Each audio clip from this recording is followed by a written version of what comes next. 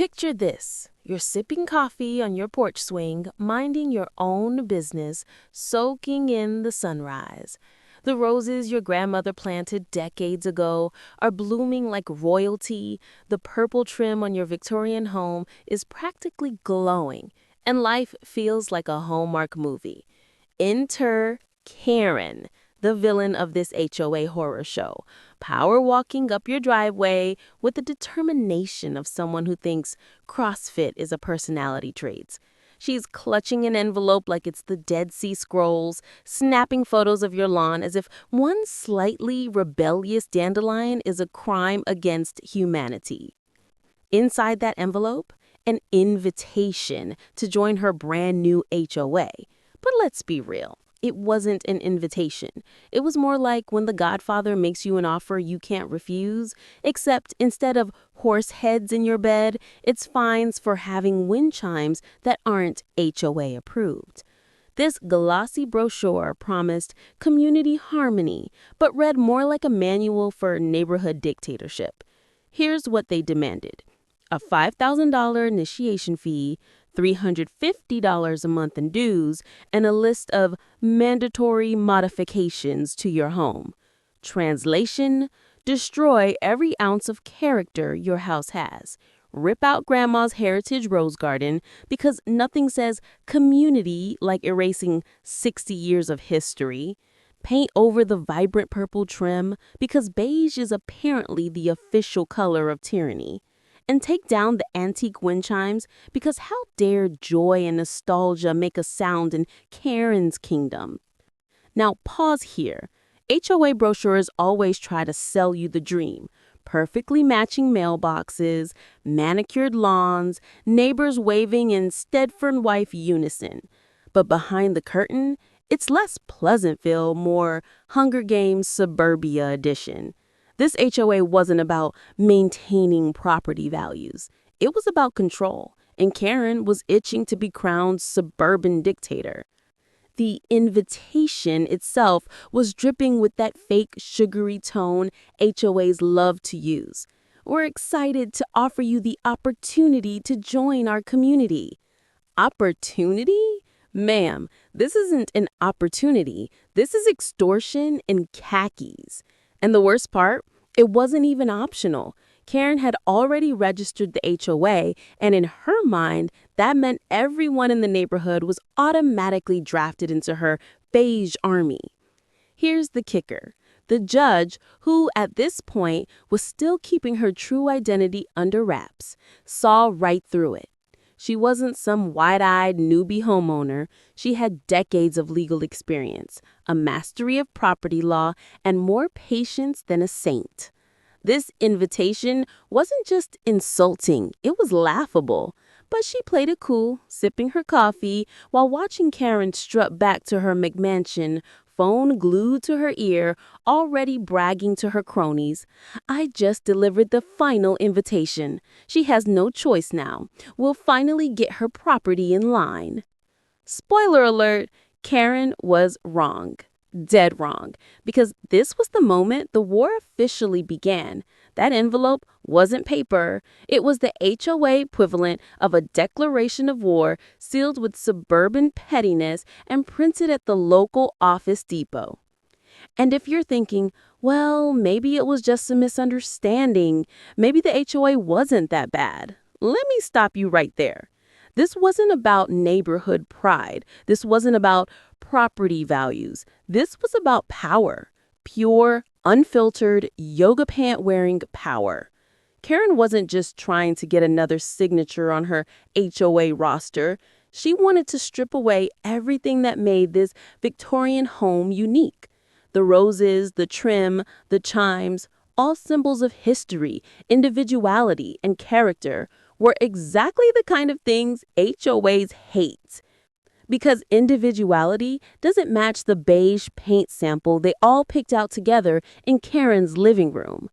This wasn't an invitation. It was a threat disguised as stationery. And our judge knew it. She could smell the HOA's desperation wafting off that glossy brochure like cheap perfume. She knew this wasn't about harmony. It was about control, conformity, and cash flow. And here's where the real fun begins, because declining wasn't just a choice. Declining was lighting the fuse on the HOA's suburban dynamite. And Karen, she was about to go nuclear.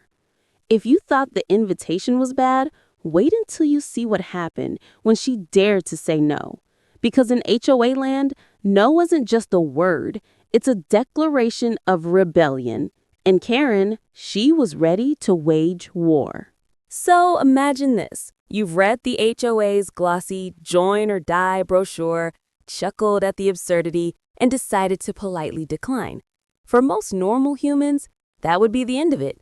A thanks but no thanks, maybe a shrug, maybe even a mutual understanding that, hey, not everyone wants to live in a neighborhood where your grass has to be exactly 2.75 inches tall on Tuesdays. But Karen? Oh no. Karen treated this polite rejection like she had just been slapped across the face with a rolled-up HOA covenant. Our judge, still undercover at this point, playing the role of quiet homeowner, responded with calm professionalism. She explained the family history of her home. She emphasized that the property deed actually predated the HOA. She even pulled out maps to prove she had no legal obligation to join. Basically, she dropped enough facts and law to shut down a lesser opponent instantly. But Karen wasn't a reasonable opponent. Karen was the kind of person who could look at the Constitution itself and say, cute, but does it come in beige? The smile vanished from Karen's face faster than cookies at a bake sale. She leaned forward, lowered her voice, and hissed, "You don't understand. This isn't really an invitation. The HOA has already been registered. You have to join." You could practically hear the background music shift from Suburban Serenade to Jaws. Now, most people in this situation might panic. After all, Karen had the entire HOA board, her loyal army of clipboard-wielding suburban soldiers, already backing her up. But Judge Martinez didn't flinch. Instead, she simply reminded Karen, in that measured, no-nonsense tone judges use when handing out life sentences, that her house wasn't bound to this newly minted HOA. That's when the mask slipped. Karen's eyes narrowed, her voice dropped, and she muttered the words that turned this from neighborly drama into full-blown war. Progress is happening. If you don't get with the program, things might get difficult. Ah, yes, the classic HOA threat, wrapped in fake concern, sprinkled with just enough plausible deniability to dodge accountability. Accidents happen, citations pile up, fines dot up. Houses like yours, so unpredictable, would be a shame if something happened. Translation, join us or we'll make your life a living nightmare. And oh, they did. The campaign began almost immediately. Every morning, Karen and her minions would stroll by the judge's property, not so much walking as conducting inspections.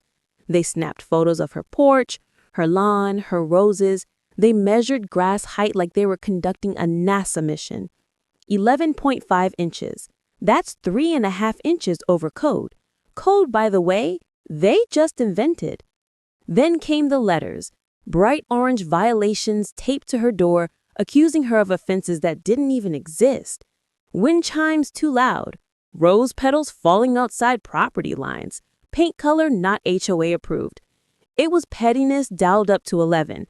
And through it all, Karen stood at the helm, barking orders like the captain of a very beige pirate ship. This wasn't just harassment. This was psychological warfare. They wanted to wear her down, inch by inch, rule by rule, until she gave up. But remember, they didn't know who they were messing with. They weren't dealing with an ordinary homeowner. They were dealing with a woman who could walk into court, listen to a 3-hour argument about property lines, and calmly destroy someone's legal case with a single sentence. But here's where it gets almost comical. Karen truly believed this was working. She strutted around with her neighborhood watch captain badge pinned proudly to her chest, like she had just been sworn into the FBI. She whispered to her cronies about how the judge's house was the last holdout and how soon the property values would skyrocket once everything was in line. She thought she was building an empire. In reality, she was digging her own grave, one violation notice at a time. And this is what makes HOAs so dangerous. They thrive on intimidation, on convincing homeowners that resistance is futile. They weaponize paperwork, fines, and fake authority until people finally cave. But our judge wasn't wired to cave. She was wired to fight. And while she kept her cool on the surface, sipping coffee on her porch as Karen's army scribbled notes about her roses, inside, she was already strategizing her counterattack. The rejection wasn't just a no, it was a declaration. And Karen had taken it personally. In her mind, this wasn't just about one house refusing to join. It was about control slipping through her fingers. And when people like Karen feel control slipping, they double down hard. So the letters piled up, the inspections got bolder, and the threats got nastier. But if you thought Karen's HOA was done with passive-aggressive warfare, think again. Because their next move wasn't just petty, it was straight-up criminal. Midnight gardening, chemical sprayers, and the slow murder of Grandma's roses. Buckle up, because fact 3 is where things get toxic. Okay, quick question. What's worse than a nosy HOA measuring your grass with a ruler?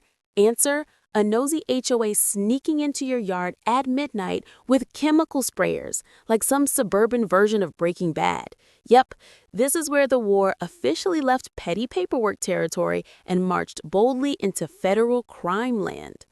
Imagine being up late one night, maybe grabbing a glass of water and glancing out your kitchen window. Instead of raccoons, you see Karen and 2 of her minions skulking around your grandmother's century-old rose garden, spraying chemicals like they're exterminating a zombie outbreak. Except the only thing they're exterminating is decades of heritage roses that have been blooming long before Karen's McMansion even had granite countertops.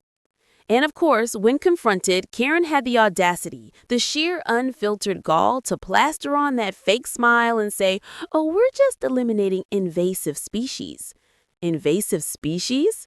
These roses were registered with the local gardening society, documented down to the last thorn. They weren't invasive, they were historic.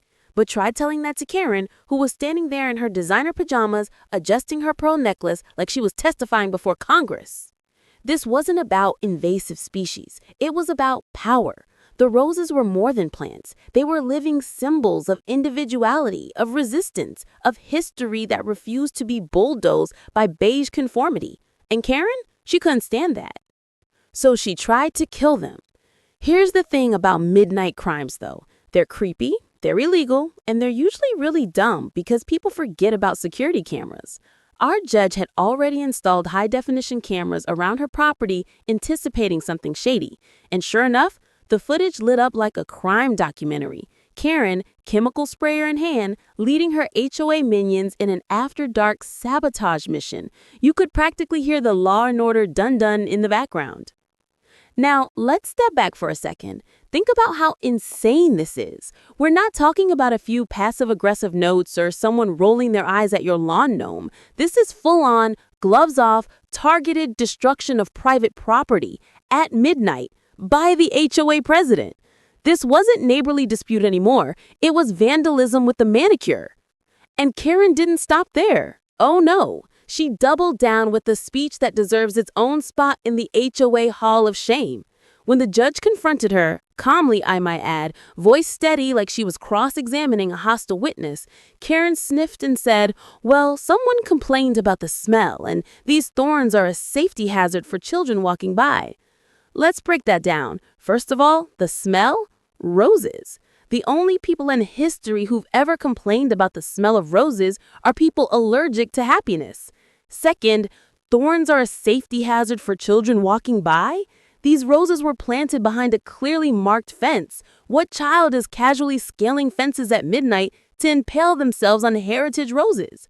Unless Karen was secretly running a neighborhood toddler parkour club, this excuse was thinner than her patience. But here's the part that really makes your blood boil. The roses died. By morning, petals that once symbolized love, history, and resilience had withered into blackened husks. Decades of care and memory destroyed in a single night of chemical sabotage. For most people, this would have been the breaking point. But remember, our judge wasn't most people. She didn't scream, she didn't throw things, she documented, she filed, she built her case like she was stacking legal dynamite, one piece of evidence at a time. The thing Karen didn't realize was that she had just crossed the line. HOA pettiness is one thing. Sneaking onto private property to kill historic plants is another. And in that moment, Karen revealed her true hand. This wasn't about noise, aesthetics, or neighborhood standards. It was a campaign of harassment, and it was escalating. The symbolism of this moment can't be overstated. Killing the roses wasn't just an attack on flowers. It was an attack on legacy, on identity, on individuality. It was the HOA declaring, your history doesn't matter, your family doesn't matter, only our rules matter. And that's the kind of arrogance that eventually topples empires, or at least gets you slapped with federal charges. And the best part? Karen still thought she was winning. She strutted around the next day bragging to her minions about enforcing standards while the roses lay dead. She thought she had broken her neighbor's spirit. What she didn't know was that her every move was being recorded, documented, and carefully filed away for the day when Judge Martinez would finally reveal exactly who she was. Because here's the thing, y'all. When you escalate from petty fines to midnight chemical warfare, the next logical step isn't diplomacy. It's disaster. And disaster came quickly in the form of fire. Buckle up, because Fact 4 isn't just messy, it's incendiary. You know how in every crime drama, there's that one shocking turning point? The moment when things stop being petty nuisance and go full headline news? Yeah, this was that moment. The day everything our judge had built, every memory her family had guarded for generations, went up in flames. Literally. It started as just another ordinary day. Judge Martinez was in her robe, not the comfy bathrobe with pockets, the serious black one reserved for handing down justice like Zeus tossing lightning bolts. She was mid-case, listening to some lawyer drone on about why his client definitely wasn't guilty of whatever nonsense he'd been caught doing, when the courtroom doors slammed open. Her clerk burst in, face pale as chalk, eyes wide with panic. "Your Honor, your house, it's on fire." That sentence hit like a wrecking ball. Time froze. The gavel nearly slipped from her hand. In that instant, she wasn't Judge Martinez, the authority in the room. She was Sarah, the granddaughter whose family home was burning. She ripped off her robe, sprinted out of the courthouse, and tore down the highway with her heart pounding harder than the sirens in the distance. From 3 blocks away, she could see it. Black smoke curling into the sky, flames leaping like wild animals devouring everything in their path. Her Victorian, her grandmother's legacy, her childhood memories, all engulfed in an orange inferno. The purple trim that tourists once admired, melting. The carved porch railing, collapsing. The wind chimes that had sung her to sleep since she was a child, silenced. And who was standing in her driveway, arms crossed, sipping overpriced coffee like she was watching Good Morning America live and in person? Karen. Of course. Dressed in designer yoga pants, hair perfectly styled, surrounded by a gaggle of HOA board members whispering gleefully and pointing at the blaze like they were on a field trip to the zoo. Here's where it gets twisted. The fire chief arrived. Grave expression on his face. "Looks like an electrical fire," he said sympathetically. "These old houses, the wiring can be dangerous." But Judge Martinez knew better. She had receipts. She'd had her home inspected just the day before. Everything was up to code, every outlet certified safe. And now suddenly the place was a tinderbox? Please. Even Sherlock Holmes wouldn't need a magnifying glass for this one. The kicker? When she checked her security cameras for proof, the footage had conveniently stopped recording at 3 a.m., 4 hours before the fire. Coincidence? About as likely as Karen suddenly deciding neon pink flamingos were acceptable lawn ornaments. As the flames crackled, memories flashed before her eyes. Baking cookies with Grandma in that kitchen, celebrating her law school graduation in that garden, setting her first judicial ruling at the same desk now turned to ash. Decades of love, laughter, and history vanished in the time it takes Karen to finish a pumpkin spice latte. And Karen? She couldn't resist rubbing salt into the wounds. She strutted over, fake concern dripping from every word. "Oh, this is just terrible. If only you'd joined our HOA. We have such strict safety requirements. But you were so stubborn about being historic."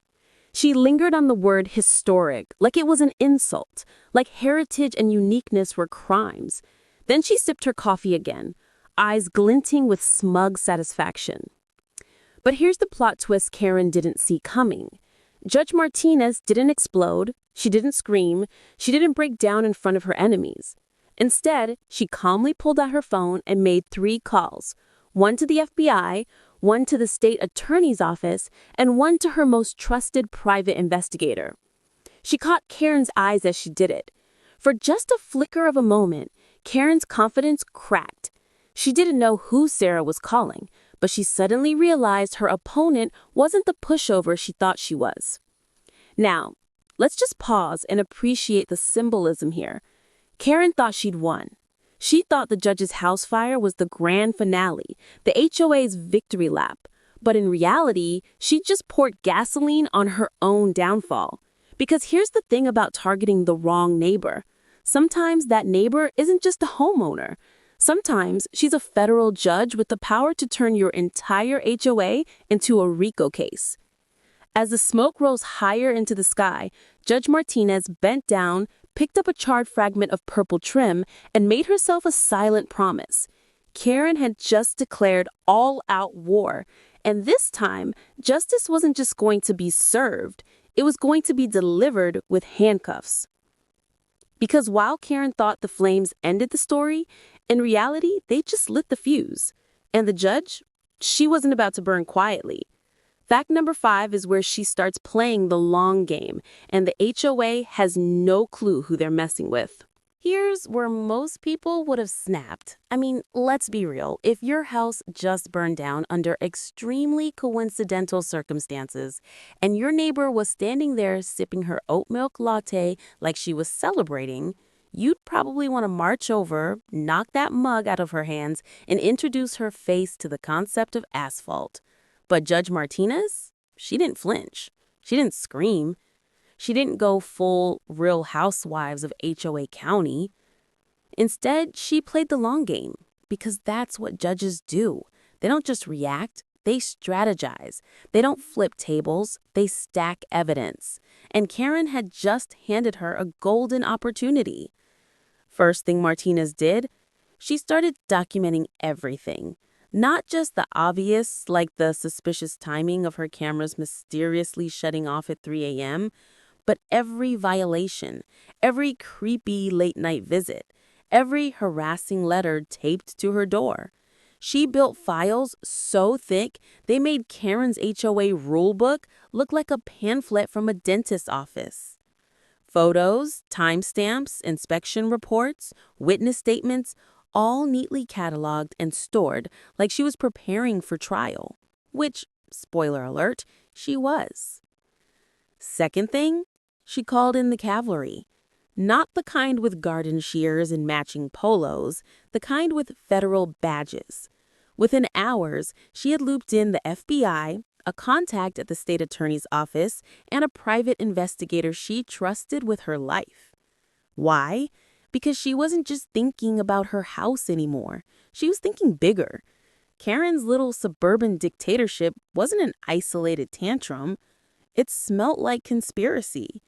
And if there's one thing federal judges know, it's how to sniff out organized crime. Meanwhile, Karen strutted around the neighborhood like she had just unlocked the HOA equivalent of a final boss level. She whispered to her board members, bragging that the eyesore house would finally be dealt with and the property values would skyrocket now that the purple trim was nothing but ashes. She hosted driveway meetings, parading around like she was the mayor of suburbia, sipping her designer coffee and waving her clipboard like a royal scepter. But here's the delicious irony. While Karen was bragging about winning, She was actually tightening the noose around her own neck. Every word she spoke in public, every smug declaration about problem houses and safety concerns was being quietly recorded, documented, and filed. The judge wasn't just rebuilding her home in secret. She was building a case that would tear Karen's empire apart. And let's talk about Karen's overconfidence for a second. This woman thought she was invincible. She believed that intimidation, harassment, and safety inspections disguised as sabotage were going to scare her last holdout into selling. She believed that burning down a historic home was just progress. She believed nobody would ever stand up to her because fear was her favorite fertilizer. But what she didn't realize, fear doesn't work on people who are the law. Here's where the brilliance of Martinez shines. She didn't storm into Karen's driveway screaming, "I'm a federal judge, you'll regret this." Nope. She stayed silent, calm, patient. Because timing, in law and in war, is everything. She let Karen dig herself deeper and deeper, confident and careless. Like a chess master watching her opponent leave the king wide open, she bided her time. And the beauty of it? Karen had no idea. She thought her neighbor was just a stubborn woman clinging to her roses and purple trim, too sentimental to let go. She thought the fire had broken her. But every smirk, every whispered plan, every new violation notice was just another nail in her own coffin, and Judge Martinez was the one hammering them in, one by one. The long game wasn't just about patience. It was about precision. The judge knew that if she struck too early, Karen would wriggle out. HOAs thrive on technicalities and loopholes. But if she waited until she had enough evidence to show a pattern, the harassment, the sabotage, the financial trail, the shady property acquisitions, then it wouldn't just be a neighborhood spat anymore. It would be racketeering. It would be fraud. It would be federal. Karen wanted a war. Fine. But she didn't realize she wasn't fighting a neighbor. She was fighting an entire judicial system armed with evidence, statutes, and FBI agents in windbreakers. Here's the thing about villains. They rarely settle for one evil scheme. Karen wasn't just content with tormenting her neighbors over grass length or purple paint. No. She had a system. A business model, an entire HOA-flavored empire built on intimidation, arson, and real estate flipping. And when Judge Martinez started digging, she uncovered a conspiracy so greasy it could make a fast food fryer blush. Let's rewind. Our judge, now working in stealth mode like a suburban Batman, spent her lunch breaks at the county records office. She wasn't there to admire the architecture or enjoy the smell of dusty paper. She was hunting. And what she found was nothing short of diabolical. Every homeowner who resisted Karen's HOA faced the same pattern of persuasion. First came the letters, the fines, the warnings about unapproved vegetation. Then came the sabotage. Ruined gardens, mysteriously broken fences, late-night inspections. And if that didn't work, mysterious accidents, fires, gas leaks, electrical problems, always just dangerous enough to scare people out of their homes. And what happened after those homes were damaged or abandoned? They were bought up. Not by random buyers, not by sweet families looking for a starter home. No, they were scooped up by a shell company with ties to Karen's family, her in-laws, to be exact, because nothing says family values like running a neighborhood shakedown operation with your in-laws. Martinez traced the pattern back 5 years. 15 homes, all initially resistant to joining the HOA, all eventually suffering coincidental misfortunes, and all sold at bargain bin prices to the same shady company. Within months, those homes were renovated into HOA-approved beige clones, resold at triple the price, and paraded as proof that Karen's HOA was improving the neighborhood. Improving, in this case, being code for laundering arson into profit. Think about how twisted that is. These weren't just homes, they were people's lives. An elderly man lost family photographs in a suspicious garage fire. A family's heirloom garden went up in smoke after years of harassment. The Patel family, yes, actual victims Judge Martinez later met, lost their grandfather's ashes when their house accidentally burned down. Karen's HOA didn't just break rules, they broke people. And they did it with the same smug confidence of a cat knocking a glass off the counter. And the kicker? The financial records lined up perfectly with the disasters. Every accidental fire was followed by a suspiciously large cash deposit into the HOA's accounts or Karen's shell company. Hundreds of thousands of dollars flowing in right after homes mysteriously went up in flames. If you tried to write this as a crime novel, your editor would reject it for being too on the nose. Karen, of course, strutted around claiming she was a hero. Look at how property values are skyrocketing, she'd brag, as though torching half the street was just a creative investment strategy. She even won community service awards for neighborhood improvement. Yes, awards, for literally running what was essentially an arson-driven real estate scam. If irony were a currency, Karen would be Jeff Bezos rich. But here's the thing about conspiracies. They rarely stay airtight. Eventually, someone cracks. And in Karen's case, that someone was sitting right next to her at every HOA meeting, clutching a clipboard and a guilty conscience. Fact number 7 is where the treasurer flips, and suddenly the whole scheme starts crumbling like stale shortbread cookies. Every empire has a weak link. For Rome, it was overexpansion. For Blockbuster, it was ignoring Netflix. For Karen's HOA mafia, it was her treasurer. The one person who saw the money flowing in and out, who knew every shady transaction, and who, spoiler alert, had finally had enough. Enter the treasurer. A woman who had signed up for what she thought was just a fun neighborhood role to help balance the books, order flyers for block parties, and maybe organize the occasional bake sale. Instead, she found herself knee-deep in financial cover-ups, fraudulent ledgers, and an HOA president barking orders at her like she was running Wall Street in yoga pants. Karen had forced her to massage the numbers, and by massage, I mean choke, stretch, and mutilate them until the books looked squeaky clean. Mysterious cash deposits, labeled as community improvement funds, envelopes of money handed off after a house fire, classified as landscape reimbursements. Karen thought she was clever, but here's the thing about cooking the books. Eventually, the chef gets tired of the heat. And this treasurer, she was done. Karen had her under her thumb for years, threatening to expose her undocumented status if she ever resisted. That's right, Karen didn't just weaponize HOA rules, she weaponized people's vulnerabilities. The treasurer lived in fear, forced to go along with the scam. But after watching too many mysterious accidents, destroyed too many homes, her guilt finally outweighed her fear. One quiet afternoon, she reached out to Judge Martinez's lawyer through a back channel. The meeting? Not in some courthouse or FBI office. No, it happened in the most low-key, cliché whistleblower setting possible. A quiet diner 2 towns over. You can practically picture it. The treasurer nervously stirring her coffee, glancing around like she's in a spy movie, while the lawyer waits with calm patience.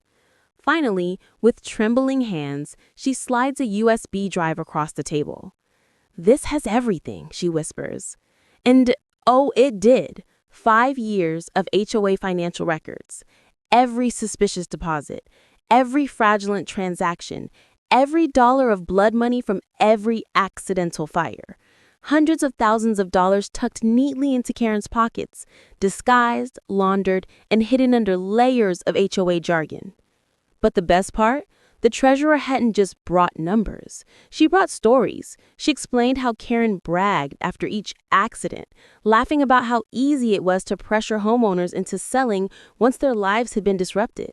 She revealed that Karen would hold secret meetings with developers in her McMansion living room, where plans for luxury condos were discussed like it was casual brunch. She even recalled Karen joking about which houses might have electrical problems next, with a wink and a laugh. This was no longer petty harassment. This was racketeering, fraud, extortion, and conspiracy, neatly packaged in a shiny HOA binder. And thanks to the treasurer, Judge Martinez suddenly had the smoking gun she needed. Now, let's take a moment to appreciate the dramatic irony. While Karen was still marching around the neighborhood, ruler in hand, measuring grass blades and bragging about enforcing community standards, her own treasurer had already flipped. The woman who handled her money had turned her into the FBI's dream witness. That's like if Lex Luthor's accountant just casually emailed Superman with all his tax returns. And this wasn't just helpful, it was devastating, because in white-collar crime, money trails are everything. You can argue about intent, deny sabotage, and call fires accidents all you want. But when the bank records show suspicious deposits hitting your account the same day someone's Victorian mysteriously burns down, that's not coincidence. That's evidence. The treasurer knew it, the judge knew it, and soon the FBI would know it too. Karen, meanwhile, remained blissfully unaware. She was still too busy barking at neighbors about lawn ornaments and whispering in her driveway about revitalization plans. She thought her empire was thriving. In reality, the walls were closing in faster than weeds after a rainstorm. And here's the kicker. The treasurer didn't just crack, she crumbled. Once she opened up, it all came pouring out. The guilt, the fear, the resentment, years of being silenced finally exploded into a confession that would not only dismantle Karen's little empire, but expose the entire HOA as a criminal organization. For Judge Martinez, it was the confirmation she'd been waiting for. She wasn't just fighting a personal vendetta anymore. She was holding evidence of a pattern, a system, an organized conspiracy designed to harass, sabotage, and profit at the expense of innocent homeowners. Karen thought she was running a neighborhood. What she was really running was a criminal enterprise, and thanks to her treasurer, the receipts were about to take her down. And where better to drop those receipts than at the one place Karen thought she ruled absolutely, her precious HOA meeting. Fact number 8 is the showdown of showdowns. When Judge Martinez walks in, slips on the robe, and turns Karen's smug little PowerPoint into a federal indictment. If Karen's life had a soundtrack, this moment will be the part where the record scratches. Because up until now, she thought she was the star of the show, the queen bee of the cul-de-sacs, ruling with an iron clipboard and a Starbucks cup. But at this fateful HOA meeting, Karen was about to learn what happens when your eyesore neighbor shows up with the receipts and an FBI wire. Picture the scene. A fluorescent-lit community center, folding chairs lined up in uneven rows, the faint smell of stale coffee and desperation in the air. The HOA board was gathered at the front like suburban royalty, Karen presiding from her throne, which, to be fair, was just a plastic chair from Costco, but in her mind, it was a seat of power. She was armed with her trusty PowerPoint, ready to unveil the grand plan to revitalize the neighborhood. Translation: bulldoze anything unique, sell it to developers, and pocket the profits. Karen strutted to the podium, smirking like a game show host. "Ladies and gentlemen," she began, clicking her slides with flair, "we have identified problem properties that are lowering our community's value." Up flashed photos of the judge's burned-out Victorian, zoomed in on the charred roses, the collapsed porch. Karen's voice drifted with fake sympathy as she said, "Unfortunately, some people refuse to modernize. But don't worry, we have solutions." Oh, Karen, sweet, delusional Karen. Just as she was about to unveil her redevelopment plan, a voice cut through the room like a gavel cracking down on silence. "I object, Mrs. Thompson." Every head turned, the door swung open, In walked Judge Martinez, calm, collected, and terrifying in her quiet confidence. She wasn't dressed in robes, not yet, but her presence alone shifted the energy of the room. She walked down the aisle, heels clicking on linoleum like a drum roll of doom. Karen's smirk faltered for the first time. Well, well, she sneered, trying to recover. Come to finally admit defeats. That burned-out Rick of yours is dragging us all down. We're doing you a favor, really. She took a long, smug sip from her coffee mug, the same kind she held when she watched the house burn. The judge stopped in front of the board's table, calmly setting down a thick folder. Actually, she said, her voice razor-sharp, I'm here to present some evidence of my own.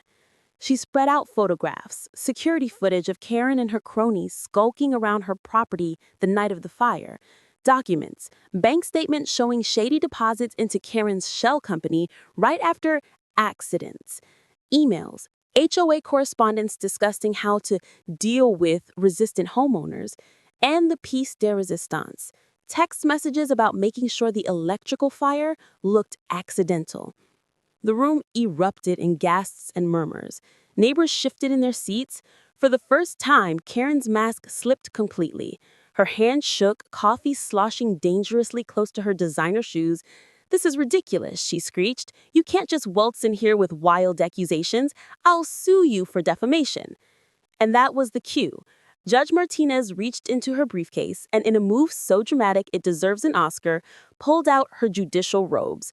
Slowly, deliberately, she slipped them on, the black silk fabric unfurling like a banner of justice. The room fell silent. Karen's face drained of color. Federal Judge Sarah Martinez, she announced, voice booming with authority. Currently presiding over case number 2025-CR142, United States versus Thompson A.L., a RICO investigation into corruption, fraud, and criminal conspiracy. Boom. Mic drop. Karen's coffee mug hit the floor, shattering in slow motion. The hot liquid splashed across her shoes, but she didn't even flinch, too busy staring at the woman she thought was just another pushover neighbor. Her hand opened and closed like a fish gasping for air. And then right on cue, FBI, nobody move. Agents burst through both doors, badges raised, voices commanding. Karen's husband, the retired police sergeant who had been covering up reports, made a desperate dash for the exit. He didn't get 3 steps before he was tackled to the ground. Board members froze, eyes wide, as handcuffs clicked shut one by one. The neighbors, the ones who had been too afraid to speak up for years, broke into applause. Decades of fear and intimidation shattered in an instant. Old Miss Johnson from across the street wept openly, hugging Judge Martinez and whispering, "We should have helped you fight them." The judge, calm as ever, leaned down to Karen, who was now slumped in her precious president's chair, wrists bound. "You know the biggest mistake criminals make," she said, voice low and cutting. "They get so caught up in their own power, they forget to check who they're really dealing with." She picked up Karen's fallen gavel, the same one Karen used to pretend she had authority, and tapped it on the table. Meeting adjourned.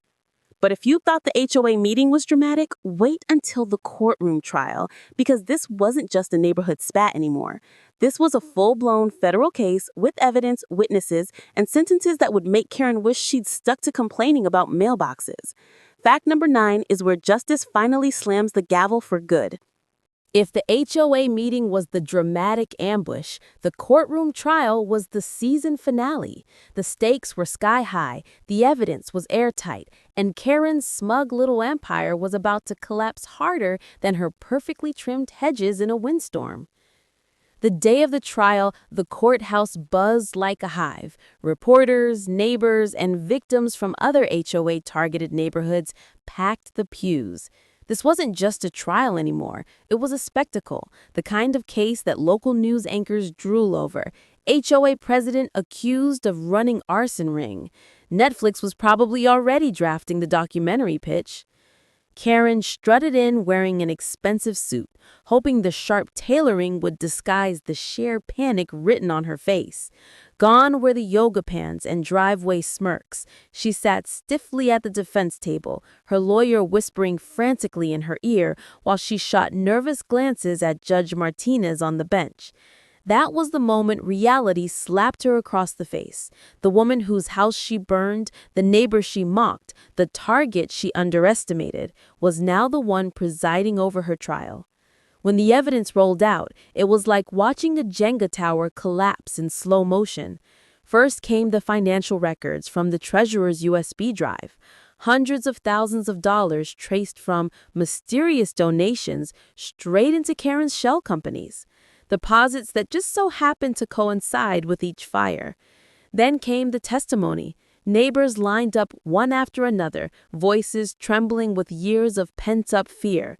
Mrs. Rodriguez, the retired teacher, described losing family photos to a garage fire days after refusing to join the HOA.